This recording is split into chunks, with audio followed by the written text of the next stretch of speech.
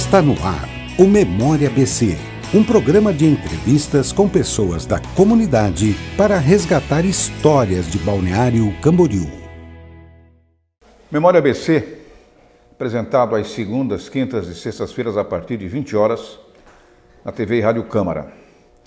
Converso agora com o médico pediatra, especialista em neonatal, Marco Otílio Rodrigues Wilde, que foi secretário da Saúde de Balneário Camboriú, tem uma atividade intensa na sua profissão aqui e em outras cidades da região, mas basicamente vive Balneário Camboriú.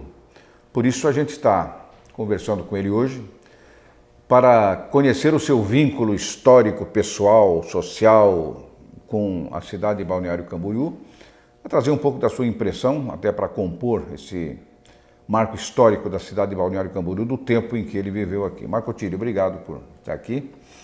Eu acho que a gente já conversou muitas vezes, mas essa vez é uma coisa muito especial, até porque a gente não é mais nem companheiro de trabalho, verdade, né?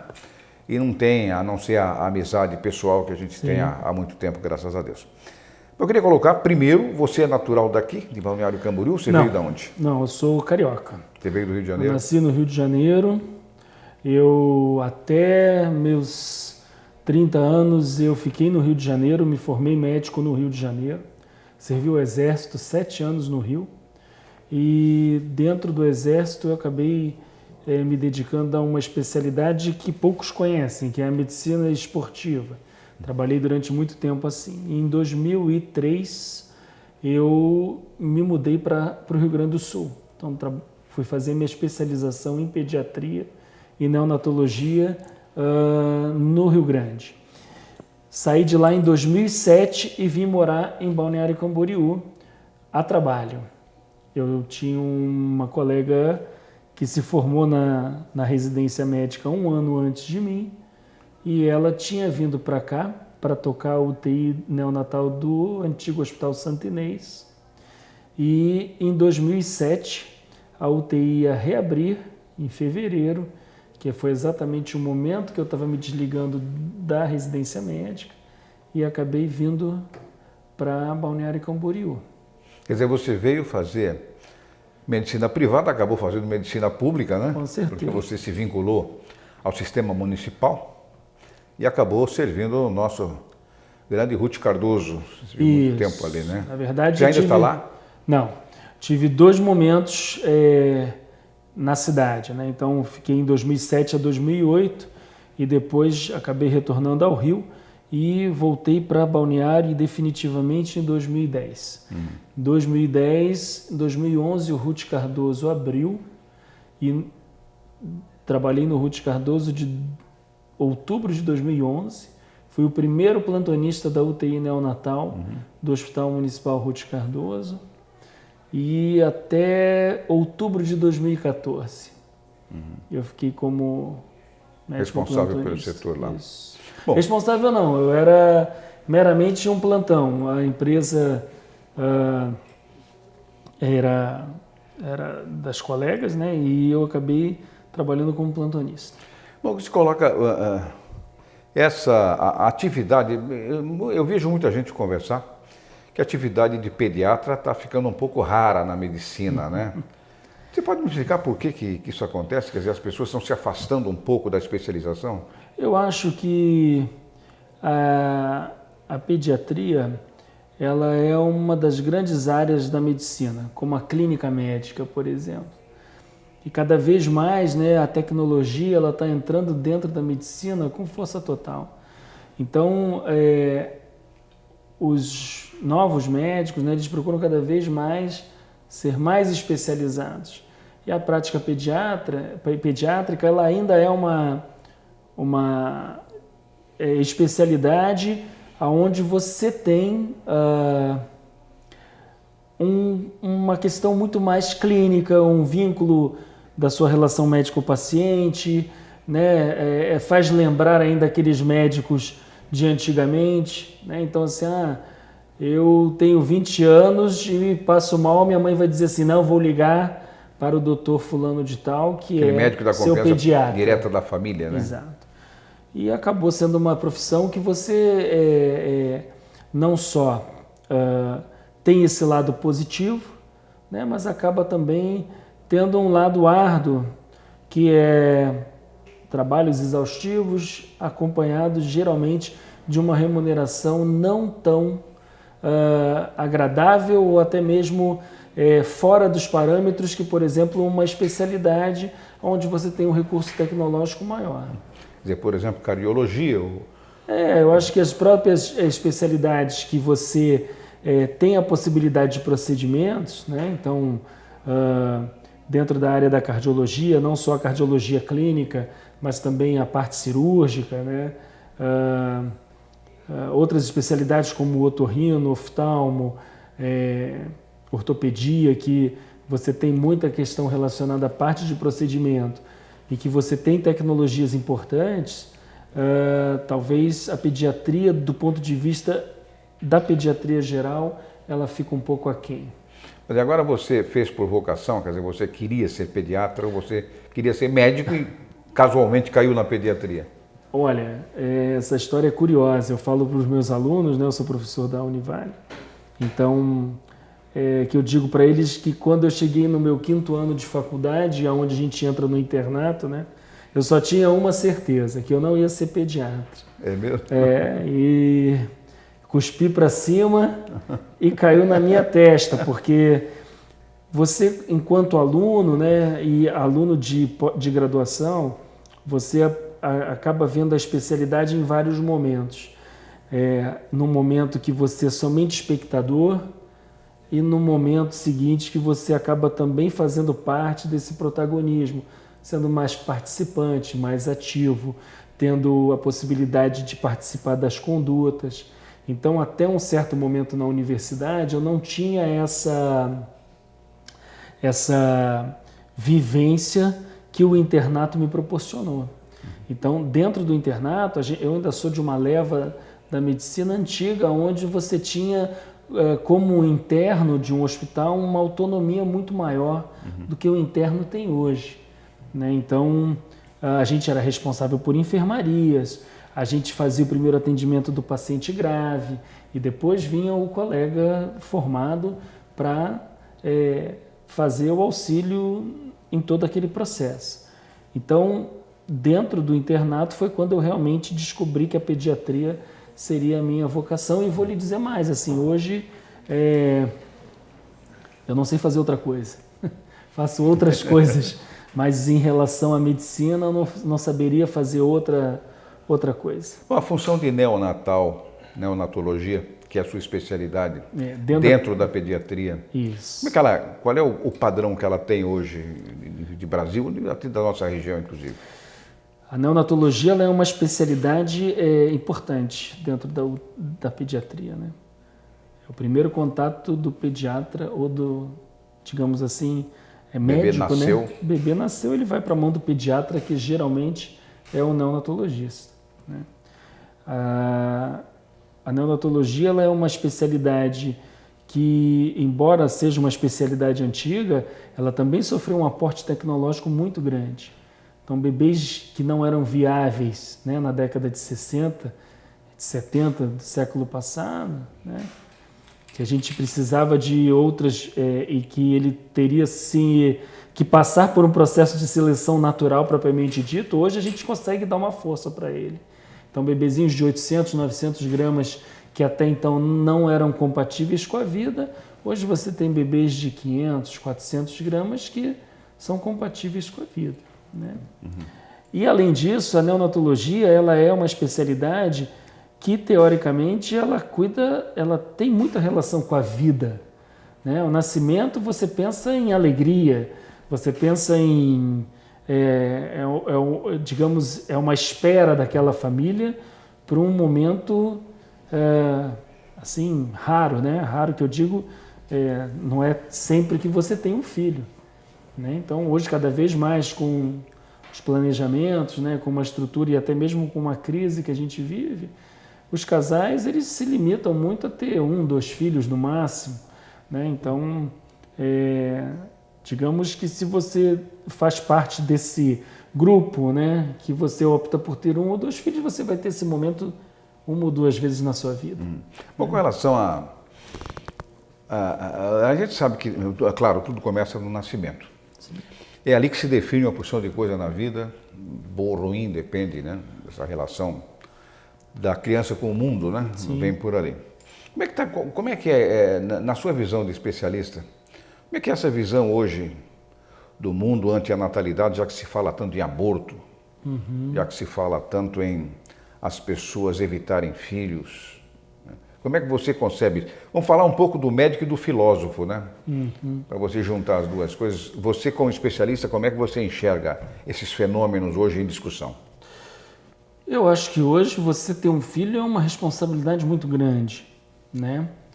E não é uma responsabilidade somente de conduzir na formação daquela criança, não só do ponto de vista clínico, em termos de você garantir a saúde dessa criança, mas também na formação do caráter dessa criança, né? Então, isso custa, né? Isso custa tempo, principalmente, isso custa dinheiro, isso custa dedicação, né? E atualmente, né, a crise ela nos faz viver trabalhando, né? Então, hoje a gente percebe muito bem quando é que uma criança acorda tarde e o motivo dela estar acordando tarde, porque muitas vezes os pais trabalham até o seu horário comercial e depois eles tentam compensar de uma certa forma aquela ausência que eles têm durante o dia com a criança, levam a criança até dormir um pouco mais tarde. Então, isso tudo contribui, né, para a formação da criança. Hoje, cada vez mais, né, a criança está sendo muito protegida, então eu acho que isso tem aspectos positivos e aspectos negativos também.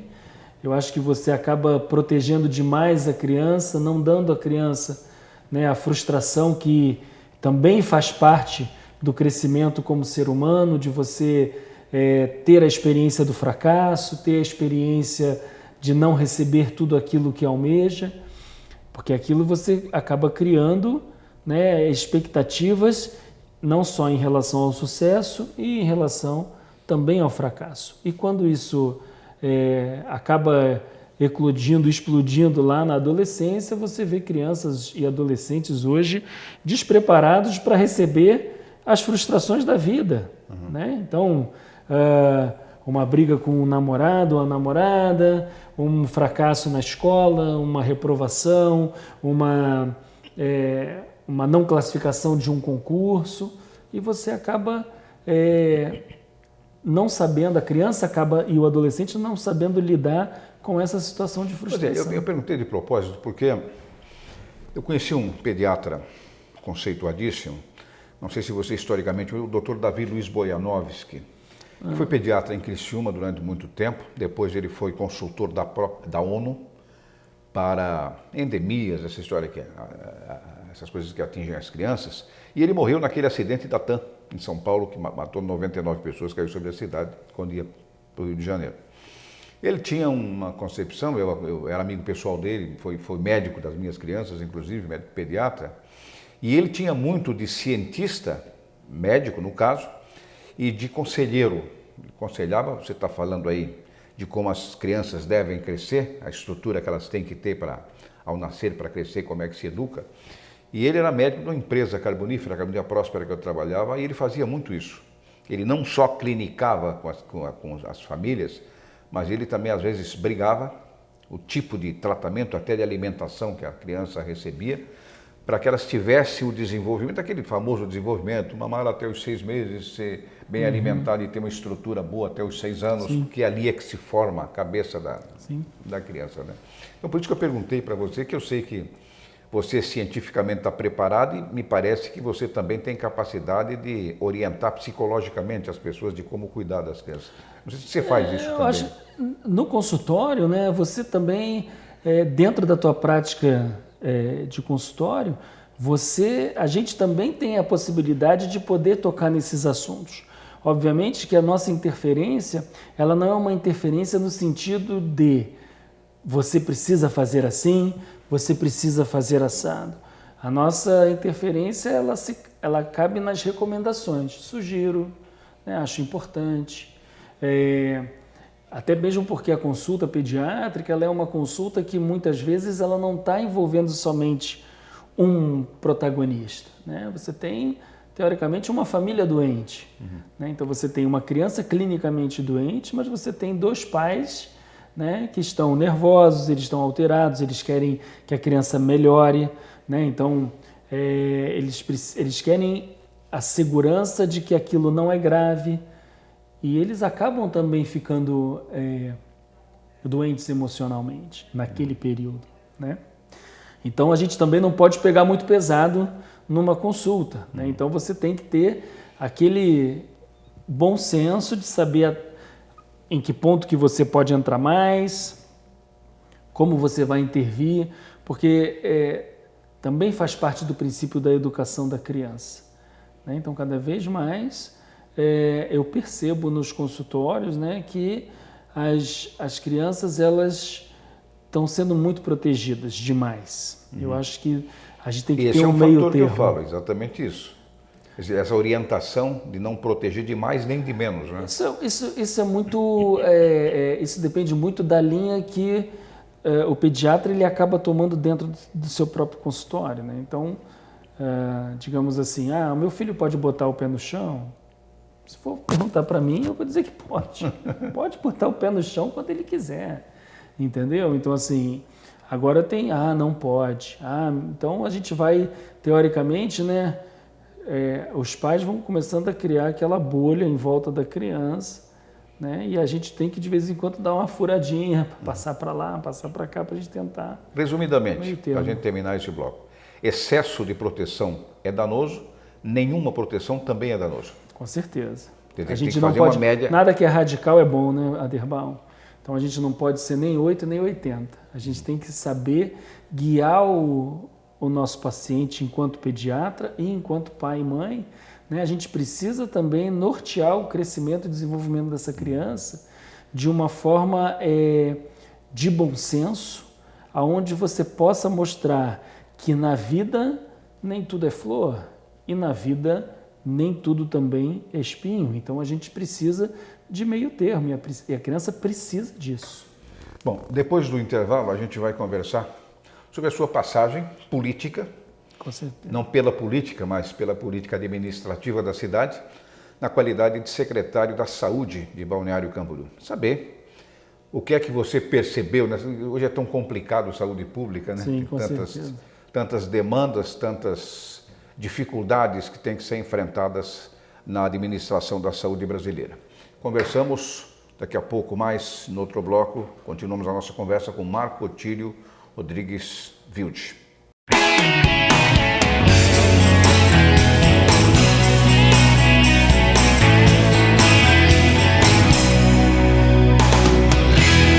Você está acompanhando o Memória ABC.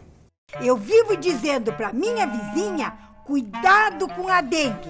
Mas olha lá, as calhas estão sujas, não coloca areia nos pratinhos das plantas, a caixa d'água está aberta. Desse jeito, eu vou ligar para a Secretaria da Saúde. Vou. Para prevenir a dengue, vale até cuidar da vida do seu vizinho. Combate a dengue, um dever de todos nós. Prefeitura Municipal humanizando o Balneário Camboriú. Só falta não receberem os agentes da saúde.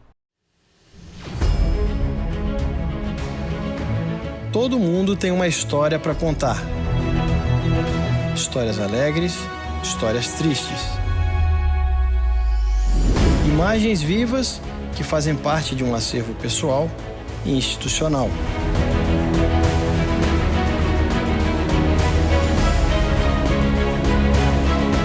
Memórias que não cabem em um único livro.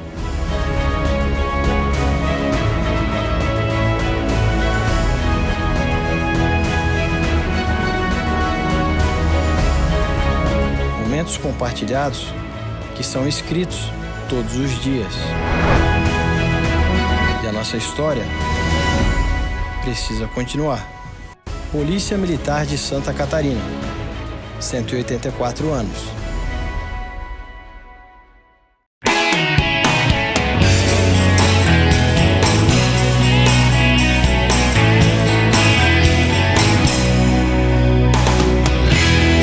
Você está acompanhando o Memória ABC. Vamos continuar a nossa conversa com Marco Otílio Rodrigues Wilde, pediatra, ex-secretário da Saúde de Balneário Camboriú, uma passagem agora nesse segundo bloco, pelo exercício da Secretaria de Saúde, ou seja, ele participou um pouco da política municipal. É sobre esse aspecto, Marco Otílio, que eu queria falar com você, que eu sei que há uma diferença muito grande entre você trabalhar na iniciativa privada de serviço público, Sim. Uma diferença gigantesca, abissal, para as pessoas às vezes pensam que é a mesma coisa, não é nada da mesma coisa, é tudo diferente, Sim. Até porque num tipo de trabalho você faz exatamente o que é preciso fazer, no outro você faz o que é preciso, mas alguém tranca, né? Sim, ou alguma burocracia tranca, você lidou com essa burocracia. Como é que foi essa experiência de Secretaria da Saúde? Como é que você analisa isso? Olha, toda experiência ela é válida, né? Então a gente, eu acredito que toda vez que a gente passa por um cargo desse, né? A gente aprende bastante, né? E eu, graças a Deus, assim, eu tive, ao longo desse meu período como secretário de saúde, né, pessoas que me cercaram ali, que me ajudaram bastante nessa minha passagem na Secretaria de Saúde de Balneário Camboriú. Não é fácil, não é uma posição assim confortável, mas eu vejo muito, é um cargo que ele poderia ter assim uma certa fluidez, né? Eu vejo que hoje a burocracia ela é muito grande, então ela emperra muita coisa e ela dificulta realmente o trabalho digamos assim, do investimento de qualquer profissional, né? Investir o seu trabalho como gestor da saúde nesse país. Até porque você tem que não só a burocracia, mas você tem que ter os cuidados legais, né? Sim, com Qualquer certeza. documento que você assina pode ser uma encrenca. Né? Isso. Então, esse assim, é o grande drama, né? Na verdade, isso é uma das coisas que, quando você, né, busca o entendimento de que você está secretário, né, e que você está ali para servir a população, né, eu acho que esse cuidado que você tem que ter em relação a tudo que você faz, ele tem que ser muito mais redobrado. Até mesmo porque você está mexendo com dinheiro público, né? Então o dinheiro não é seu, o dinheiro não é do secretário de saúde, não é da Secretaria de Saúde, ele é do munícipe. E a gente tem que aproveitar isso, né, e tentar gerir de uma forma melhor, transformando isso em questões assim em prol da população. Então, dos grandes desafios, né, na época era a gestão do Hospital Ruth Cardoso, que tinha, né, um modelo de gestão truncado entre o que o governo na época gostaria, o que a promotoria na época também colocou como uma questão.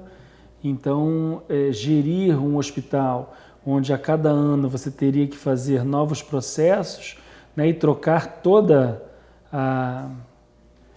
o corpo clínico e o corpo administrativo e o corpo de enfermagem do hospital e começar do zero, né? Então isso foi uma situação que nós vivenciamos ali, pelo menos eu vivenciei durante 2 anos, e não é uma situação muito fácil da gente poder controlar. Fora isso, né, as questões relacionadas à parte da atenção básica. Então, assim, Balneário tem uma característica assim, ímpar, né, de ser uma cidade muito verticalizada. Então, você acaba não tendo, dentro dessa parte do ponto de vista da própria estrutura, né, física da cidade, não contemplando principalmente a grande área que é o centro da cidade, com unidades básicas de saúde. Você só tinha uma unidade no centro, né? Então, naquela ocasião. E os bairros, sim, a gente acaba suprindo isso. Então, você tinha unidades de saúde nos bairros específicos, mas no grande centro, né, pela verticalização, a coisa ficava um pouco mais complexa. Além disso, uma população muito flutuante, né? Então você é uma cidade que ela tem, na época tinha 113 ou 120 mil habitantes, não me recordo agora, mas que na temporada ela subia para 1,5 milhão. Então a gente tinha que estar preparado do ponto de vista da saúde do município para atender uma demanda de 120 mil pessoas que durante 3 meses quase aumentava 10 vezes a sua população, né?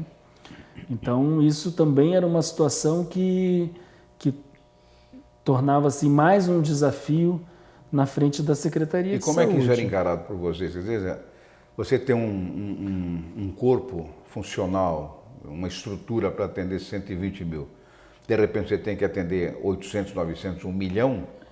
Tinha que atender, né? Então era uma coisa que a gente se preparava, né? Então aumentava o número de médicos no atendimento, mas temos que levar em consideração, né, que não é um aumento de você dobrar uma população, né? Você aumenta uma população 10 vezes mais aquilo do que você está acostumado.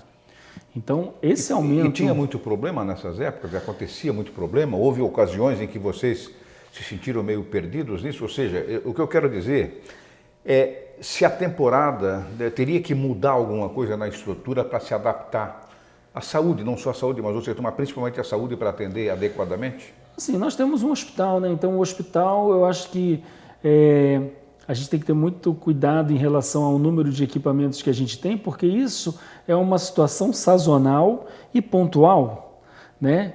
Depois que passa isso, você volta ao normal, né? Então, assim, eu costumo comparar que, às vezes, assim, o início da temporada, ele era mais complexo, porque você sai da sua zona de conforto ali um tempo.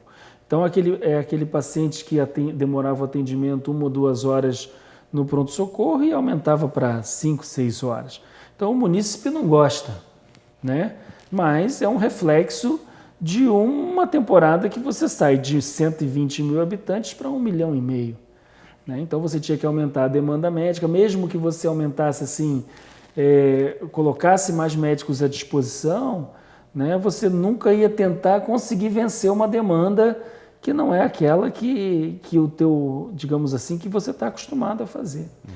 Mas, de certa forma, assim, de incidentes assim, importantes, graças a Deus, assim, nós nunca tivemos uma questão assim, muito pontual que me recorde, né, nessa questão. Até mesmo porque, por exemplo, eu participei de 2 viradas de ano na Praça Tamandaré. Então você tinha um apoio, assim, a gente tinha reuniões de logística, né, para preparar toda a logística da virada. Então, com presença de tendas, contratação de médico, você acabava transformando, né, uma tenda ali na Praça Tamandaré como um mini hospital para fazer um atendimento. E toda uma logística de ambulância a gente montava com inversão de ruas para chegar mais rápido ao hospital. E, de uma certa forma, né, é engraçado que nesses grandes eventos que a gente acabava tendo, a parceria que a gente tinha com as outras secretarias, né, tornava tudo muito mais fácil. Então, a Secretaria de Segurança, ela acabava montando a logística, né, tanto da parte da infraestrutura do trânsito, como também garantindo, e a própria Secretaria, junto com os policiais militares e a Guarda Municipal, fazendo a orientação e a revista dos munícipes e turistas que iriam para a praia, né? Então isso já diminuía sensivelmente assim, qualquer tipo de atendimento mais grave. Assim. Não me recordo, Balneário Camboriú é uma cidade muito pacífica e não me recordo em nenhum momento assim, da gente ter algum tipo de intercorrência, né, ou qualquer tipo de evento que tenha sido uma coisa muito ruim naquele momento. Bom, como é que você encara a cidade hoje? Desde que você chegou aqui, mas como é que você encara a cidade hoje? A cidade tem umas características diferentes de qualquer outra cidade. Primeiro, o território, uma cidade altamente concentrada, extremamente verticalizada. É uma cidade muito ecumênica, em todos os sentidos.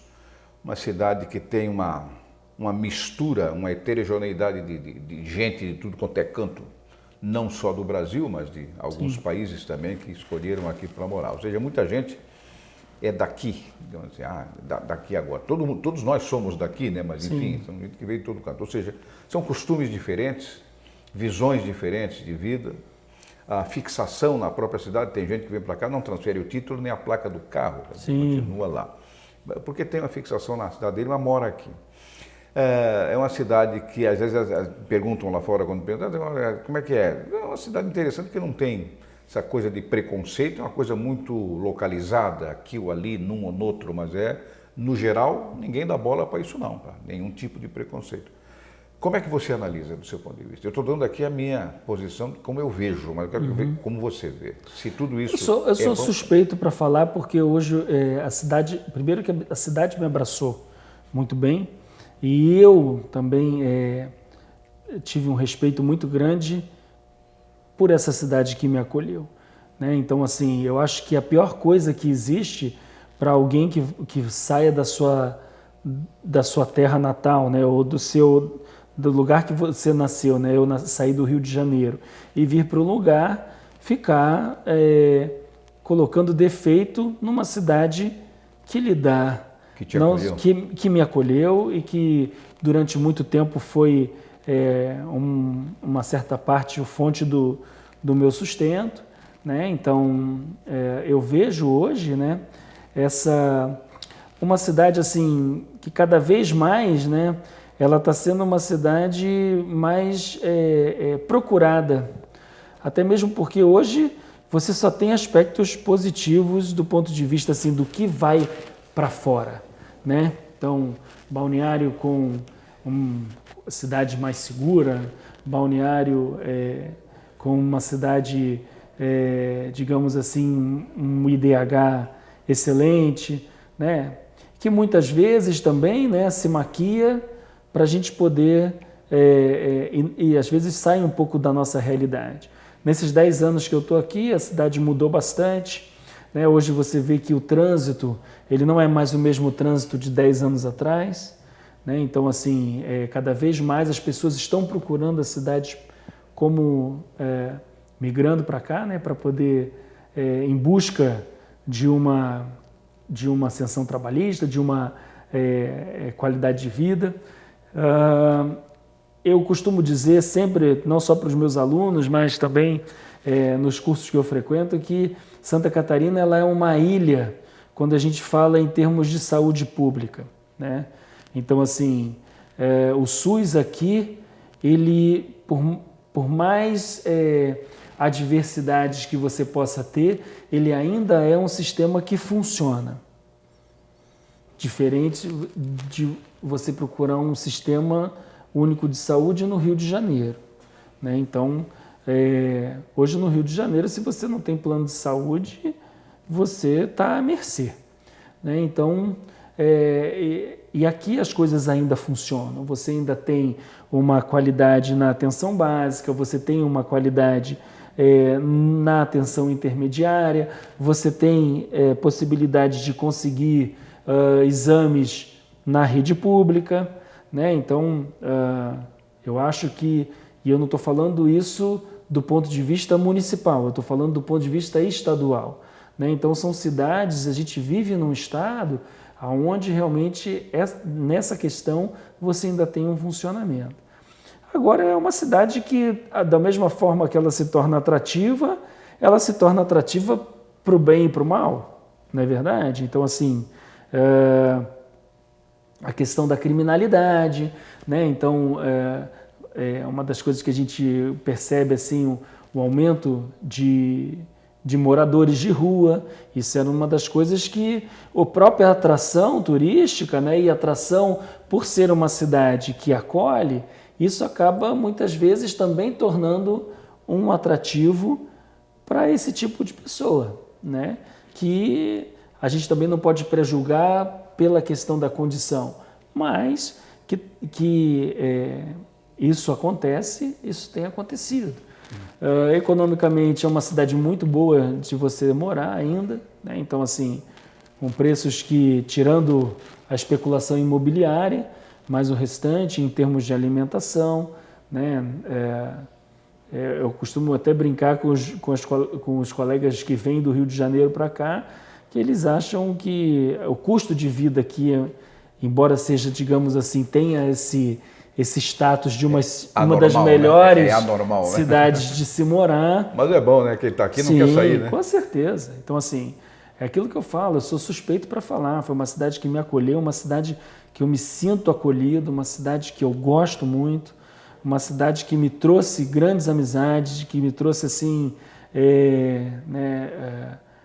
hoje, a vida que eu tenho, não só do ponto de vista pessoal, profissional, né? E até mesmo a minha relação com a cidade, ela foi um processo de construção ao longo desses 10 anos e que hoje eu vejo assim, você pensa em sair daqui? Não penso em sair. Cidade muito Nem boa. sonhar com isso. Né? Nem sonhar. Eu quero, de repente, trazer meu pai e minha mãe para vir morar aqui. É bom. Porque isso é muito bom. Obrigado para você, Marco Otílio. Um abraço grande. A nossa entrevista terminou, infelizmente.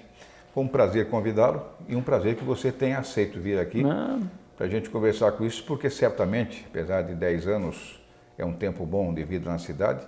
Já deu para a cidade gostar de você e de você gostar da cidade com toda certeza. Obrigado para você, amigo. Um abraço grande. Muito obrigado. Conversei com Marco Otílio Rodrigues Wilde, ex-secretário da Saúde de Balneário Camboriú, para o Memória BC, que vai ao ar às segundas, quintas e sextas-feiras pela TV Rádio Câmara, a partir de 20 horas. Até lá. Você acompanhou o Memória BC, um programa de entrevistas com pessoas da comunidade para resgatar histórias de Balneário Camboriú. As entrevistas já realizadas estão disponíveis no portal do Legislativo.